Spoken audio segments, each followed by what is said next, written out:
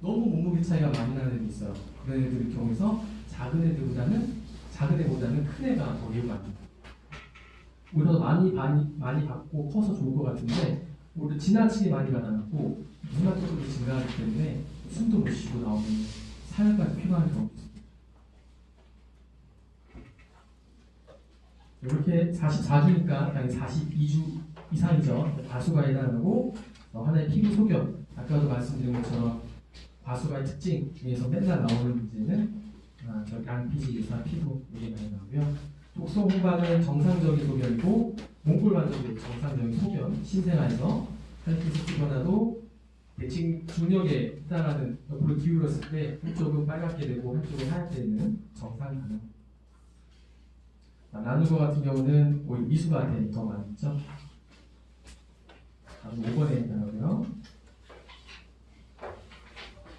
44주입니다. 이렇게 증상이 내고 처음 것처럼 저런 특징들이 있는데 실제 과수가의 시험지에서 많이 나오는 것 거의 피지 피부 가장 많이 나옵니다. 지금 과수가에서는 신체 검진 아니 답은 이제 1번이 해당할 거고 음낭 주름이 거의 없고 주름이 거의 없다는 다 풀어진 상태. 아직 주름이 오히려 많을수록 성숙된 거예요. 그래서 거의 없다는 건 아직 성숙이 안 됐기 때문에 미수가의 특징에 해당하는 거고 배는 솜털이 많다. 이것도 역시 발끝 앞쪽이면 발끝이 있다. 발끝도 다 발달을 해야 돼요. 앞쪽이만 있다는 거니까 아직 발달 못하는 거고 태지가 많이 묻어있다. 이것도 역시 미수가에 해당하는 거죠. 그러니까 과수가의 특징 하나에다가 미수가의 특징을 섞어 나서 문제가 나오고 또 하나는 과수가 특징 하나에다가 정상적인 소견 문제 이렇게 변형해서 문제가 나오죠. 과수가 문제는 항상 양피지 피부밖에 많이 출제 빈도도 높은 편은 아닌데 나온 것들 대부분 다 양피지 피부로 특징을 하고 있습니다. 나머지는 다 이렇게 제해야 되고요. 산전관리 받지 않았고 아프가 점수 7.9점 괜찮고 산전관리 받지 않았으니까 이제 주수를 모르는 거죠. 저런 특징들 머리카락 굵고 손발톱 길고 두껍게 벗겨져 있고 휘지 없고 또렷또렷하다. 그래서 이런 특징을 줘서 눈치 골라라 문제가 되고 이제 과수가를 하나.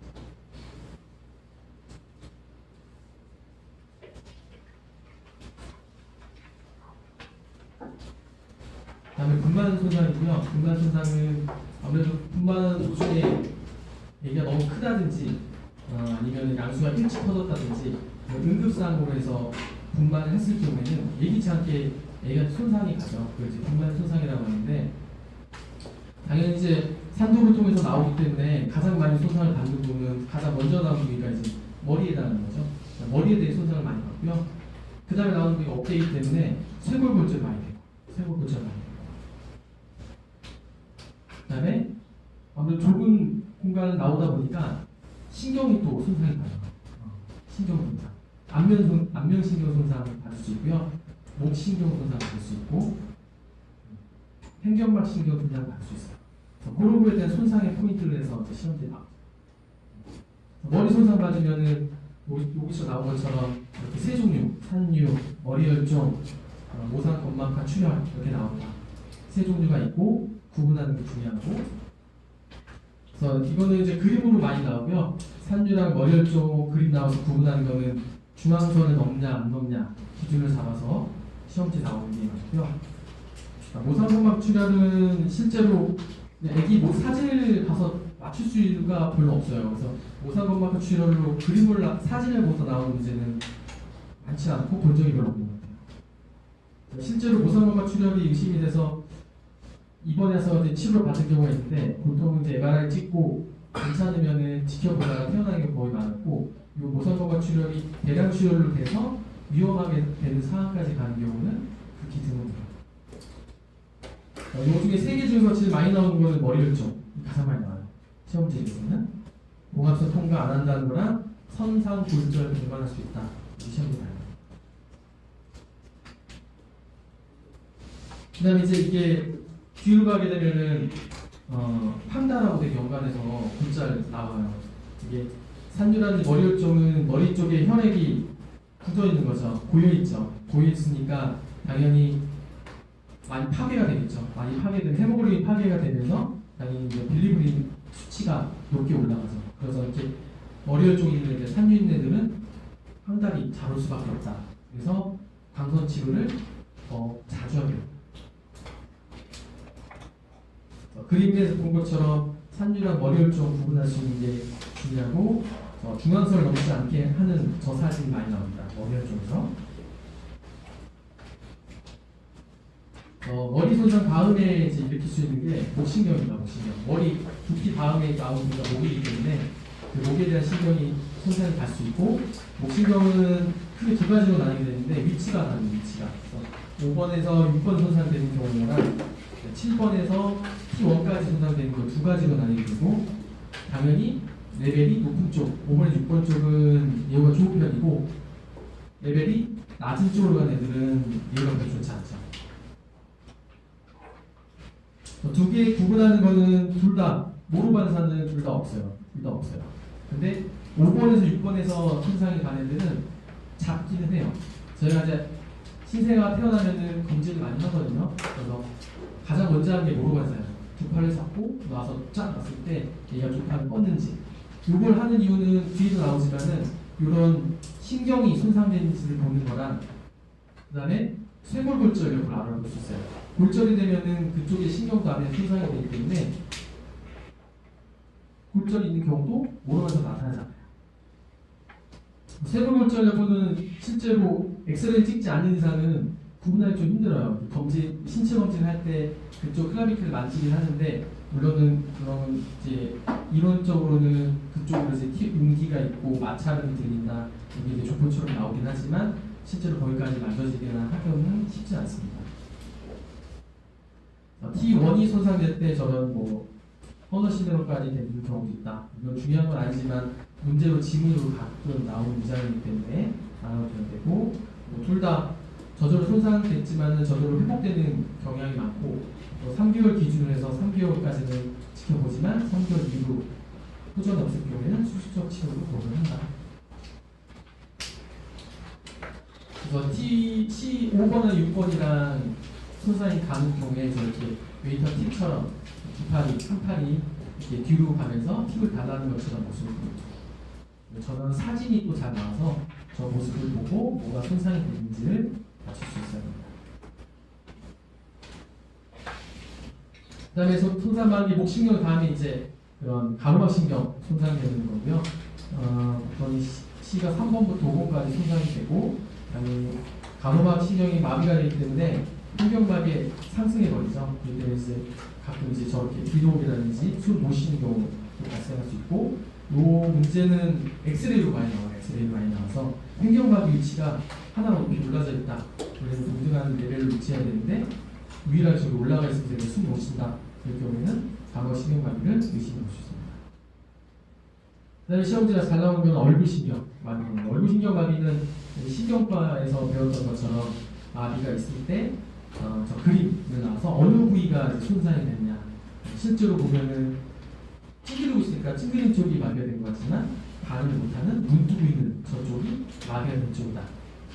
예전에 말씀드린 것처럼 저쪽이 손상이 갔기 때문에 눈을 못 감아요. 눈을 못 감기 때문에 저쪽에 이제 공기에 많이 노출이 돼 있으니까 각막이 손상이 갈 수 있죠. 그래서 인공눈물을 풀어주면서 덮어놓는, 이렇게 회복이 될 때까지 하고 있습니다.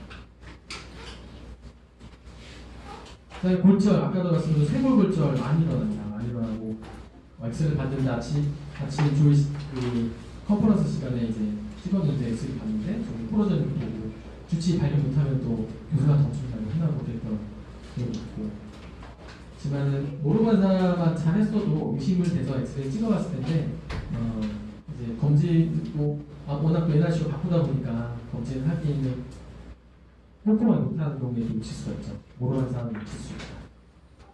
하지만 쇄골골절은 뭐 난이도 자체가 높진 않은데 빈도가 워낙 많이 나와요. 많이 나오기 때문에 특징도 모르반사 없다는 거랑 치료가 잘 나와요. 치료. 쇄골골절 되면 엄마도 되게 걱정 많이 하거든요. 뭐 어떻게 하냐고.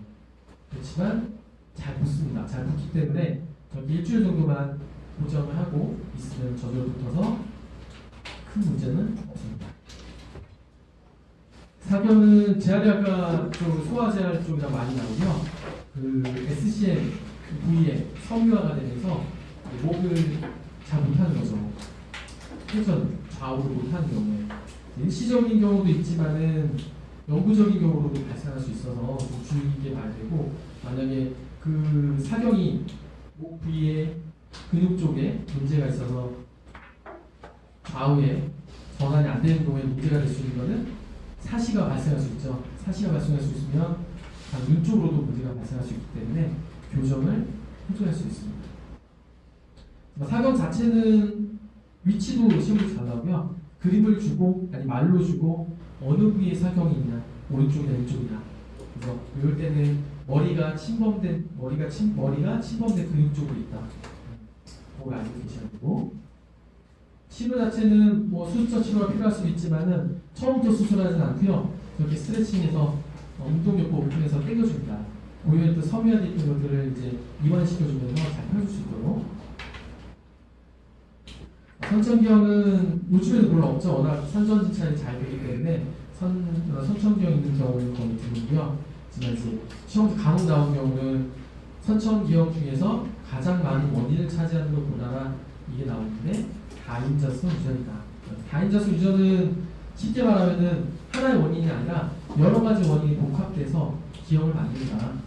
그리고 보통은 이제 저기 심장질환이나 구개열, 요즘에 구개열 얘기는 별 볼 수가 없고 생명적으로 잘 있고, 요즘에 또 구개열 있고 나면은 성형학적으로 발달 잘해서 잘 교정을 하기 때문에 수술하거나 거의 티도 없이 다 잘 교정하고 있습니다.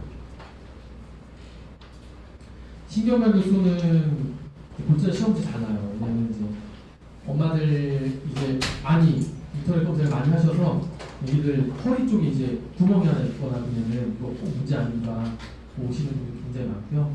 그래서 그런 경우가 있을 경우에는 반드시 신경관 결속이 있는지 없는지 확인을 해줘야 되고, 이제 초음파를 봐서 보통은 초음파를 봐서 그쪽에 신경관이 노출되는지 아닌지 저희가 확인을 해줍니다.